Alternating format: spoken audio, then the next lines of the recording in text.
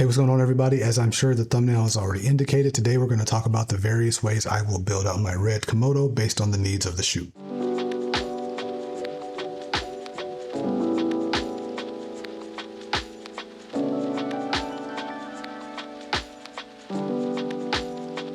So for me, I like to break it down one of three ways, whether it's going to be a small, medium, or large build, and that's going to be dictated by the type of shoot that I'm going on. So a scenario in which I may need a small build would be maybe a case in which I am just throwing this in my bag while I'm traveling because I want to go shoot some stock footage, or maybe I need to be a little bit more inconspicuous because I'm doing a little bit of guerrilla filmmaking. Now, more likely than not, I would probably use this in more of a medium build out. That would be for small indie projects, or something like a music video, or just going to a quick commercial shoot for a corporate client. And then a larger build out for this camera would be maybe like a large production if I'm taking this on set and this is gonna be a B cam, or somehow we're gonna build this out to be an A cam, and we need to throw all the bells and whistles on this small but mighty little cube. So typically for my small build out, it would just be this camera. I would maybe throw a small Arca Swiss plate on here and use one of my small travel tripods. I would just use my Canon VP batteries. Then after that, I would throw a small lens on there. If we were really inconspicuous, I would have the BP 955 instead of the 975, so this will not take up so much space, nor be so back heavy. And since we want to be inconspicuous, I'm going to throw the 50mm on here. In a real world scenario, I would probably need step-up rings, so I could use a ND filter on here. And then I would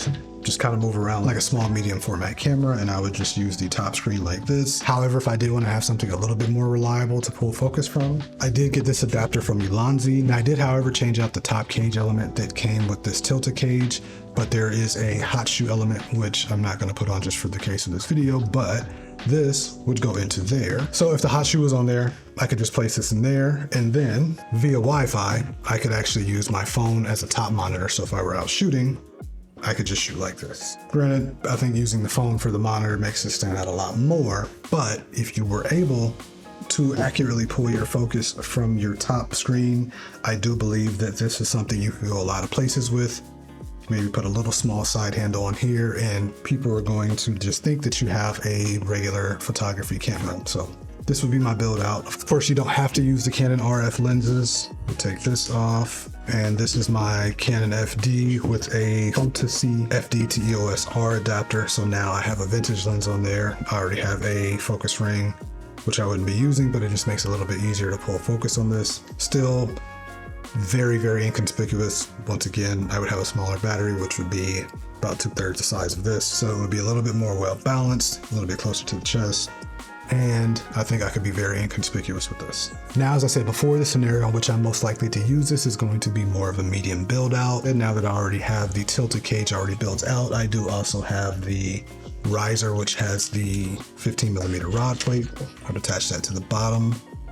I do have an extended small rig Manfrotto plate that will also work on gimbals, but of course not in this setup, but this gives me a larger base to set this camera on. Let's remove this lens. For my power option, I would use my Tilta V-mount adapter. This is the vertical version. I didn't care for the one that had the battery leaning sideways. I have my Swit mini V-lock battery. Once again, that's why I like this larger Manfrotto plate, because this keeps this a little bit more well balanced. Otherwise, this would be too back heavy. As I said before, I did remove the top portion of this cage because I just wanted to put a larger NATO rail on here, which serves two purposes. I'm still trying to figure out which side handle I'm gonna have, so we would just pretend there was an imaginary side handle here. I would then use this NATO rail to attach this monitor adapter. For most of these, especially if this was going to be a corporate shoot, I would probably use a medium-sized lens.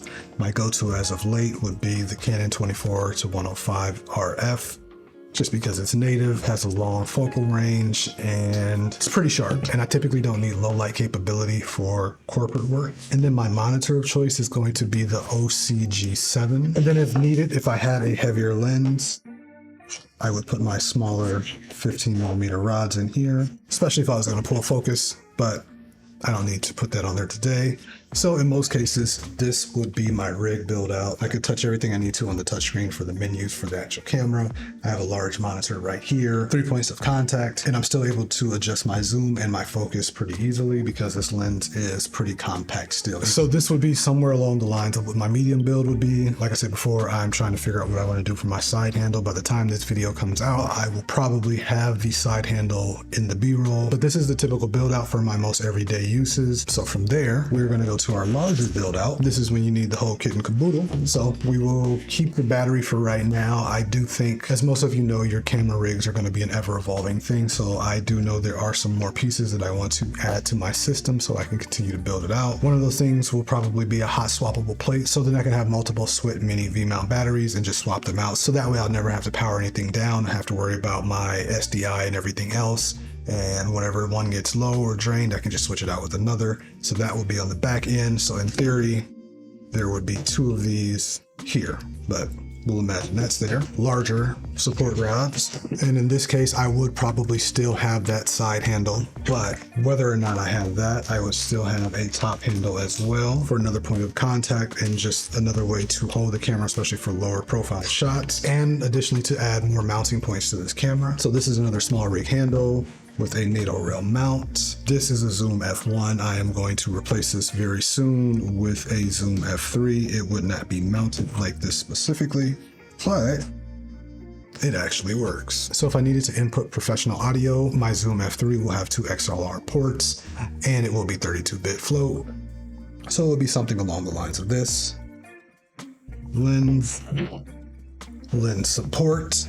And then if I needed to, this lens already has a focus gear on it. I could attach a follow focus here, which in most cases I would not have all of this, but I just wanted to show you a scenario in which all of this can be built out. Matte box, of course. And then lastly, another thing that I am going to need to update now that my camera runs off of SDI, but in the meantime, I'll just use this as an example. This is my wireless transmitter, which typically would run through HDMI, but in theory, this would be an SDI.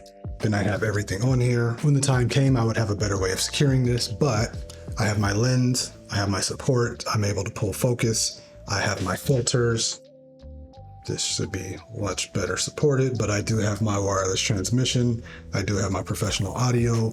I would have my hot swappable battery source. I have my support rods and my camera. But for most of the sets that I would be on, this is everything I would need for my production. But there you have it, a RED Komodo build out for just about any scenario. Let me know your thoughts, how you would do this differently, what I messed up on, what I missed, or what I forgot in the comment section below. Please do not forget to like, share, and subscribe, and I will see you all in the next one.